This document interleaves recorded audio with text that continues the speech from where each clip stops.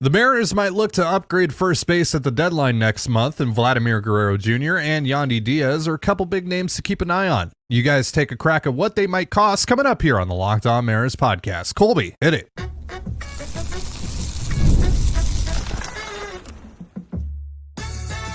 You are Locked On Mariners, your daily Seattle Mariners podcast. Part of the Locked On Podcast Network, your team every day. Ahoy, sailors. It is Friday, June 28, 2024. This is Ty Gonzalez and Colby Patnode for the Locked On Mariners podcast, part of the Locked On Podcast Network, your team every day. It is Fan Fiction Friday, the show where you submit your Mariners trade proposals, and we grade them on the 20-80 scale, 20 being the worst, 80 being the best, of course. Before we get into this week's batch, shout out to our title sponsor today, Booking.com. Booking. The right stay can make you a fan of any city, even your rivals. Check out Booking.com for your stay today. And if you want to hear from me and Colby even more and help support the show, check out our Patreon. The link is in the description, and you can sign up for a free 7-day trial.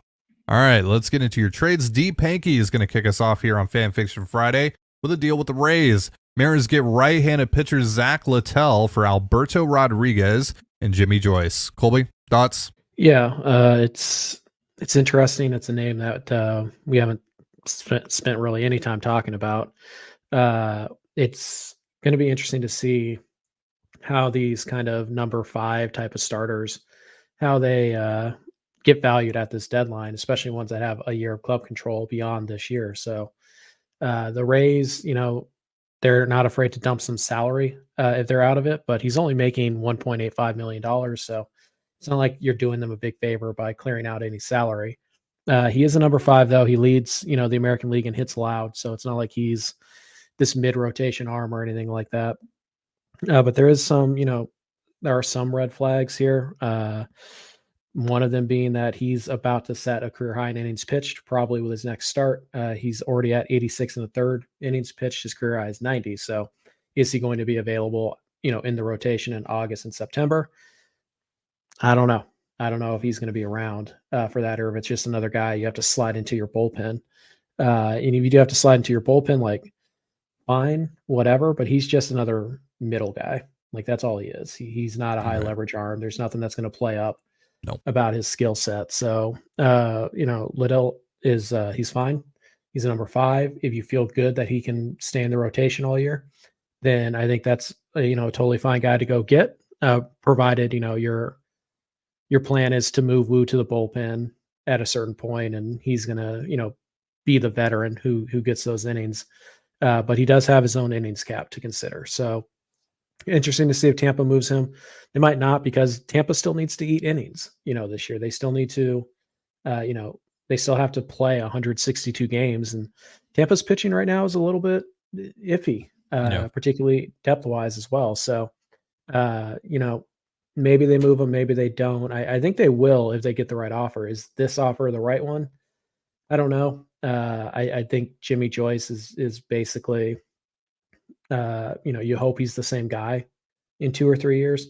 Mm-hmm. But I don't think Alberto Rodriguez really moves the needle at all for Tampa.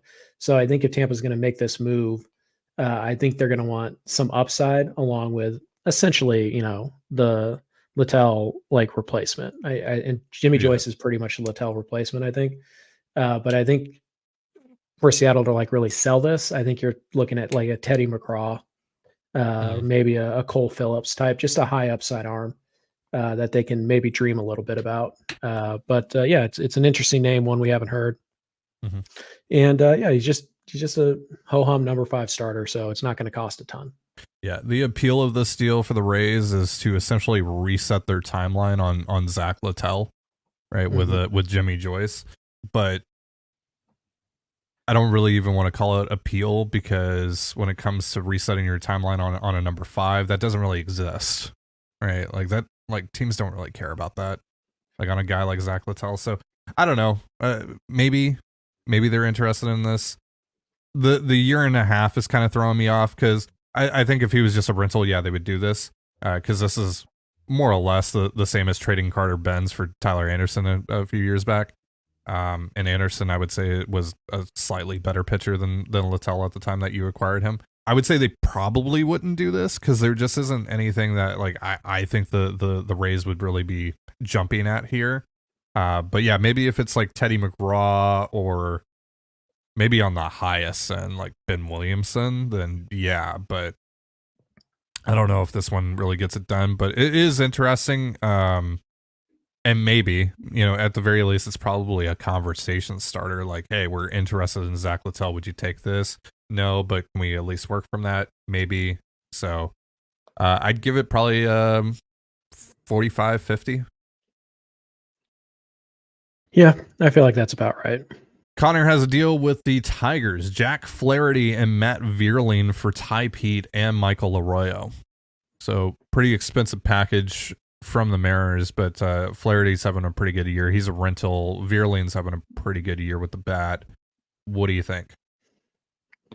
Yeah, it's interesting. These a couple top 10 prospects for 2 months of a pitcher who's having his first really good year in a couple years. That's a little concerning there. And then Vierling is having a decent year, pretty good year, particularly, if you want to judge him against other Mariners. Doesn't walk though, doesn't get on base really, but he hits for power. Mm-hmm. And he's not a free agent until after the 2027 season. So yeah, he's got some versatility as well. Could play some third base, could play some outfield. Nice little, bench piece, ideally. But yeah, no, it's an interesting idea. I think it's a bit of an overpay, but it might be. I think you're paying a little bit too much for the club control of Vierling than you are what Flaherty might cost. But yeah, I think if Jack Flaherty is going to cost me Ty Pete, I probably don't do that because I think I want to hold on to Pete and try and flip him in another deal for.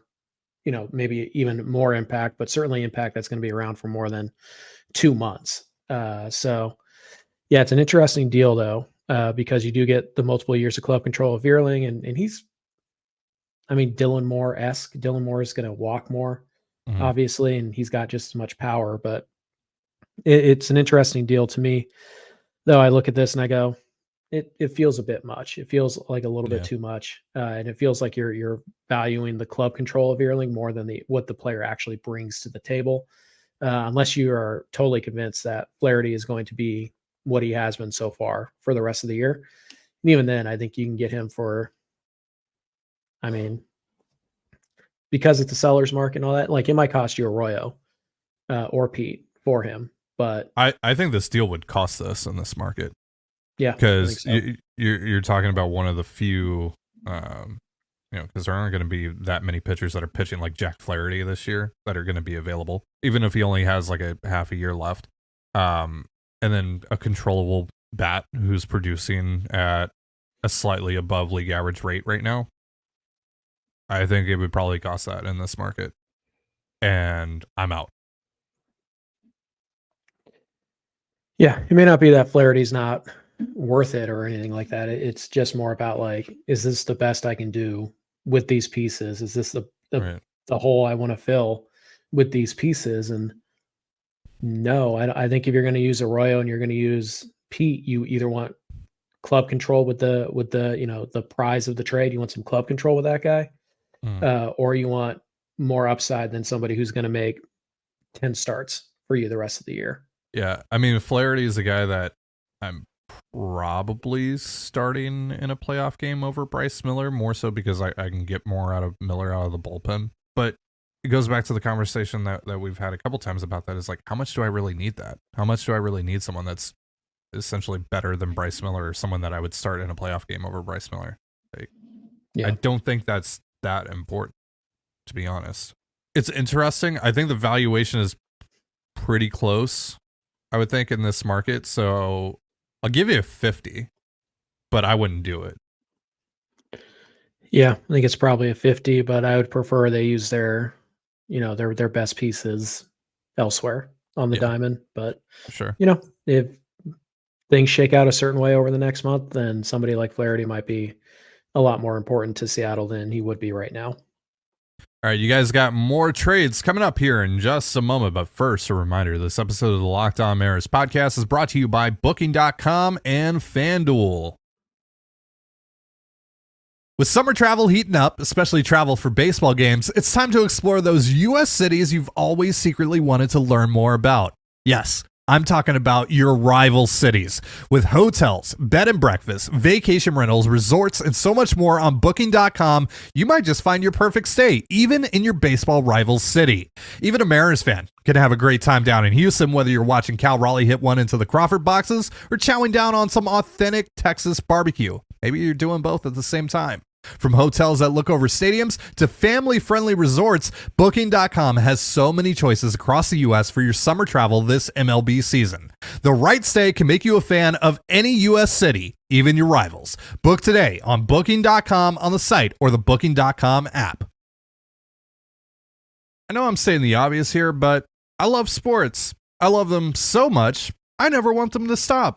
But as the playoffs wind down, unfortunately, we get fewer games, and the sports aren't sportsing like I want them to. But FanDuel lets me keep the sports going whenever I want. All I have to do is open the app and dream up bets anytime I'm in the mood. And this summer, FanDuel is hooking up all customers with a boost or a bonus daily. That's right, there's something for everyone every day all summer long. So head on over to FanDuel.com/lockedon, that's LOCKDON, and start making the most out of your summer. FanDuel, official sports betting partner of Major League Baseball. And you're listening to the Locked On Mariners podcast. The Mariners are back at it tonight against the Twins. You can catch all the action on the Mariners' hometown broadcast with SiriusXM via the SXM app. All you have to do to find that is search the word Mariners. Let's get back into your trades here on Fan Fiction Friday. Cooper has a deal with the Rays. Colt Emerson, Michael Arroyo, and Ty Pete for Yandy Diaz and Jason Adam. Nope. I'm good. I am good. As soon as you mentioned Colt Emerson, I was out. And for Yandy Diaz, absolutely not. Yeah. There's one player I would trade or consider trading Emerson for on Tampa Bay, and he plays third base for them. So, yeah. Yandy is obviously, hitting quite well right now. And, he's a bat that seems to fit pretty well at T-Mobile Park. He's not a dead pull hitter, but there are some concerns. He got off to a really slow start. He's in his mid-30s now. Mm-hmm. So, there's bat speed questions there, as there always is. He's a first base only, really. So, yeah, how do you kind of work with him and France and Garber? And he's a first base only who does have power, and we've seen that, obviously, when the Mariners have played against him, but doesn't have extraordinary power. Doesn't have there isn't a 30 home run season in that bat. No, you're hoping for doubles and 20 homers. So yeah, I like Diaz. I think he'd be a good fit here at the right price. This is overpaying for a puzzle piece that doesn't really fit your current roster. So if I'm going after Diaz, I'm getting him at my price, unless I've already traded Ty France or something like that. But even then, I'm not doing it for Emerson. I'm not interested. I don't care if they add Adam to the mix. I'm not interested in trading Colt Emerson. Yeah. For a year and a half of a mid-30s first base only slow player who doesn't help me defensively or on the bases, doesn't hit for a ton of power, and a reliever. I'm not doing that. And then you have to add on top of that everything else you're giving up in this deal. I'm out. I'm out. So super out. Ian has a deal with the Washington Nationals. It's Kyle Finnegan, the reliever, and Jesse Winker for Jonathan Clase, Michael Morales, and Carlos Vargas. Before we get into the package, I can't imagine that they would want to bring Jesse Winker back, considering the way that relationship ended. Now, look, players change, situations change. You would only have to deal with it for a couple months. He's hitting well, and he's been able to sustain that. And I don't know what he has been doing over the last couple of weeks, but the last time I checked, he had been hitting even better. You would think okay, he just kind of popped off to start the season, but now he's fallen off. When I last looked at him from May 15th through, I think it was June 10th or something, he was running a 155 WRC plus, something crazy like that. What do you think? I don't think you're getting Finnegan for those three guys, let alone Winker, who's going to have a lot of suitors at this deadline as a high value rental. So I think it's way too short, even if you just take out the Winker part. I still think you're behind the 8 ball in terms of trade costs, but Winker is going to cost something. He's not going to be a throw-in. The Nationals can trade him and get something of value. He's a 130 WRC plus guy right now. He had a long track record of hitting, so there's going to be a team probably out there that thinks, hey, he's figured something out now. He may not hit for a lot of power, but he's still drawing a ton of walks right now. He's still, strikeouts are totally fine. He's actually stealing bases somehow. Still not a very good defender, but yeah, even for just a couple months, you're going to get a pretty decent prospect for Jesse Winker. And as for Finnegan, you get him for a year and a half, so you get him for 2 playoff races. I think I would think that somebody like Michael Arroyo probably has to be involved to get Finnegan. To get the Nationals interested in Finnegan. That's possible that you could do something like, this is where maybe Trent Thornton comes in, or this is maybe where Dom Canzone comes in. You could trade something off your major league roster to entice the Nationals. But I look at this and I go like, yeah, I don't know if those 3 guys get you Finnegan by himself. And certainly when you add Winker, he's not a throw-in. Could you get Winker for like Jonathan Clase? Probably. But again, even if we assume that the Mariners are open to a reunion, which they haven't really done a ton of, not a lot of reunions in the Jerry Dipoto era. Especially now with players that we've heard they've had some sort of issue with. Even when they made sense, they're still like, no. Yeah. So, yeah, I think both guys make some sense for Seattle, although, do I want to count on Jesse Winker, over Luke Raley or Dominic Canzone for the rest of this year? I mean, I wouldn't bet a lot of money on it that he's better. So I'd roll with Winker over Canzone, not Raley though. Plus Raley just gives me more all around as a player. Sure. I mean, Canzone's at least a better defender and has more power than Winker. So sure. Kind of depends on what you want from your lineup. But yeah, I just think this is light. I think both players are interesting. I think they're guys we probably should talk about. Although I don't think Winker is likely going to be a guy Seattle wants. But if he is, then I think this is a interesting trade package. I just think that it's light in terms of the what Seattle's given up. So I'll go 40. Sounds about right. Yeah. Okay. We are going to look at a couple more trades in just a moment, but first, a reminder, this episode of the Locked On Mariners podcast is brought to you by Game Time. Game Time is now an authorized ticket marketplace of Major League Baseball, which makes getting tickets even faster and easier. Prices on the Game Time app actually go down the closer it gets to first pitch, and I get to see the view of every seat in the house, so I know exactly what I'm buying.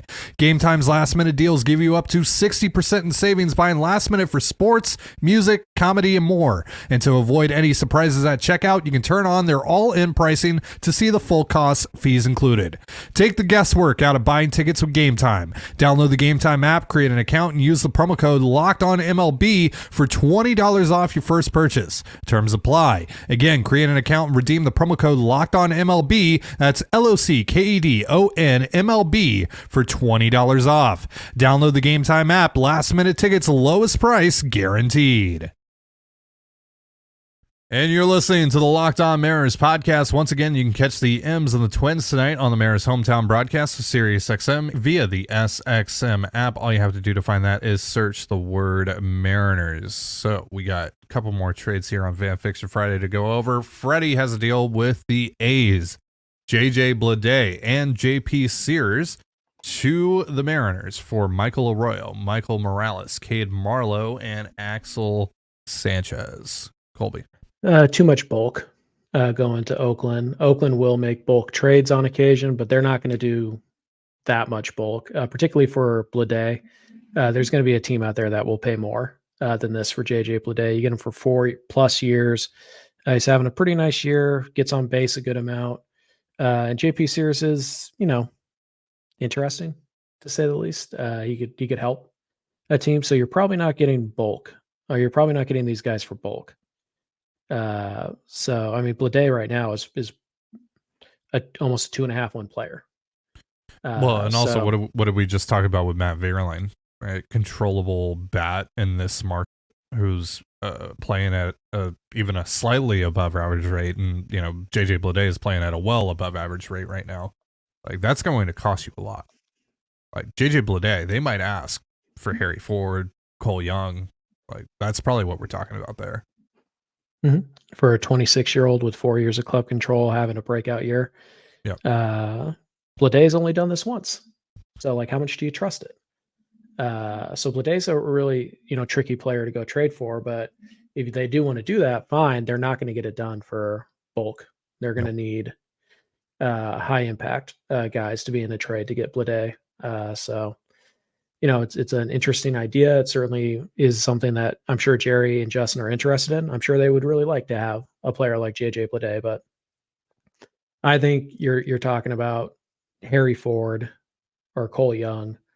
And then I think you're probably talking maybe even the Locklear type in a deal like this, and then possibly like a Canzone on top of it to push it over the top. So yeah, I mean, Sanchez is nothing anymore. He's not a prospect, unfortunately. Morales having a nice breakout year, but he's still, number 5 starter upside.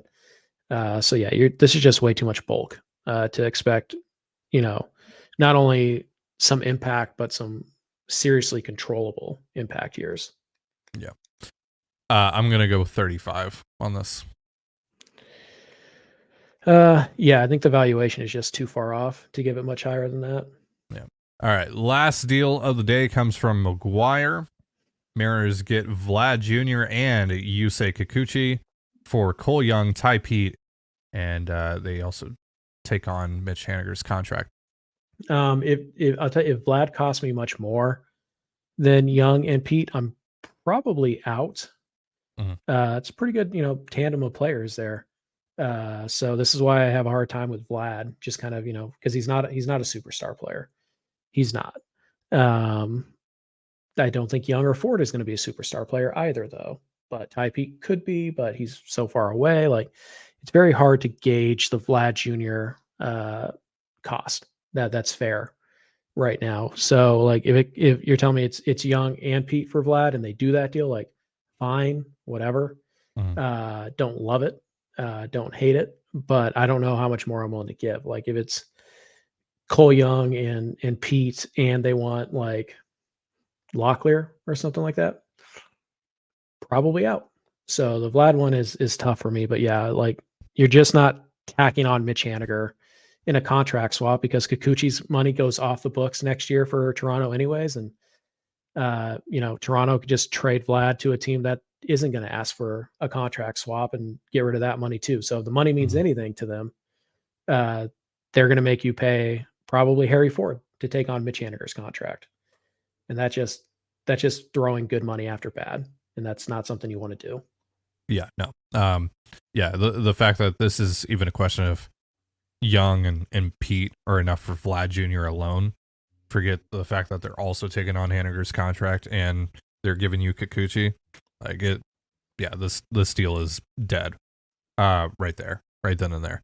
So I'm going to go 30, 35 on this. It just needs to be fleshed out way more from the Mariners side of things.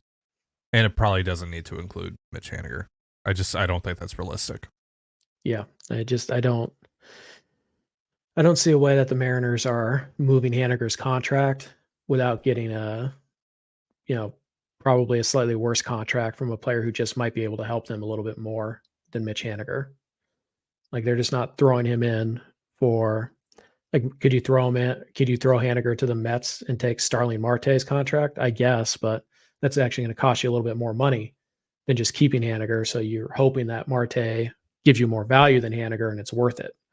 That's how I think you're going to move Mitch Haniger if you're able to at all. And I just don't think he's going to have, I mean, he's dragging down your original trade package if you throw him in there, which means you have to add more on top of it to get them to take that money. And that just seems like a waste. Just eat the money, eat the 17 million instead of giving up, 6 years of Locklear or 6 years of Laz or whatever. Just eat the 17 million. Yeah, I think the only way that you would get them to take on Mitch Haniger is if you're acquiring George Springer.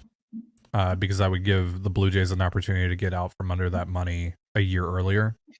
Right. But Springer's also making $7 million more than Haniger is on a per year basis. And if you're the Mariners, do you really want to take that on? Wouldn't you rather just deal with, Mitch Haniger and his 17.5 next year and however you want to handle that? Yeah, probably. So I think that's kind of an interesting discussion to have, the Springer one, but overall, yeah. This deal though that you proposed, that's not going to get it done. All right, that's going to do it for our show. Before we get out of here, a reminder that Locked On has launched the first ever national sports 24/7 streaming channel on YouTube, and now it's also available on Amazon Fire TV and the free Fire TV channels app. Locked On Sports Today is here for you 24/7, covering the top sports stories of the day with the local experts of Locked On, plus our national shows covering every league. Find Locked On Sports Today now available on the free Fire TV channels app.